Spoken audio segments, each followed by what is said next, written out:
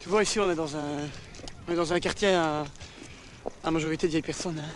C'est-à-dire que les urbanistes conçoivent des logements dits sociaux. Hein. C'est-à-dire des logements faits pour les jeunes couples qui démarrent, hein, pour les ouvriers, pour les ménagers, mais aussi peut-être pour les chômeurs. Hein. Tout ceci dans le plan d'une restructuration des plans de secteur visant à vaincre la solitude du troisième âge en l'intégrant à la population active. C'est une chouette idée. Mais où je ne suis pas d'accord, et c'est là qu'est la faille, c'est comment peut-on concevoir des habitations sociales sans la moindre recherche esthétique.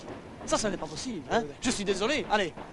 Hein. Bon, ils avaient pensé à installer des cerisiers du Japon tout le long des allées. Tu vois, un peu dans le style cité balnéaire anglaise. C'est une riche idée. Est-ce que tu crois qu'ils l'ont fait?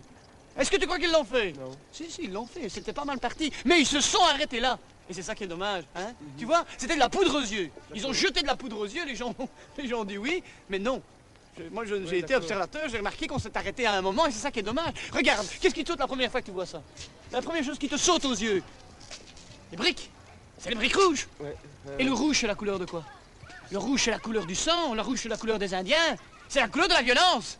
Hein? Alors que le fléau de notre société, et tout le monde s'accorde à le dire, est la violence, ils vont te foutre des briques rouges. Mais le rouge, c'est aussi la couleur du vin, mon vieux.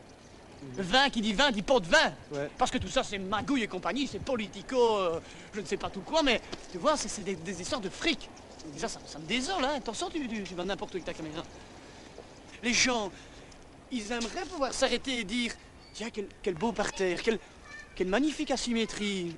Et quelle belle tonalité de briques. Mais on ne leur donne pas l'occasion non plus. Alors ils préfèrent rester devant leur téléviseur et c'est dommage. Moi, personnellement, si j'avais dû concevoir ce genre de choses, j'aurais vu une habitation, tu vois, de plein pied, avec de grands parterres très aérés, un peu à la Frank Lloyd, typiquement dans l'esprit des habitations japonaises. Parce que ces gens-là, malgré tous leurs défauts, avaient compris beaucoup de choses. Hein.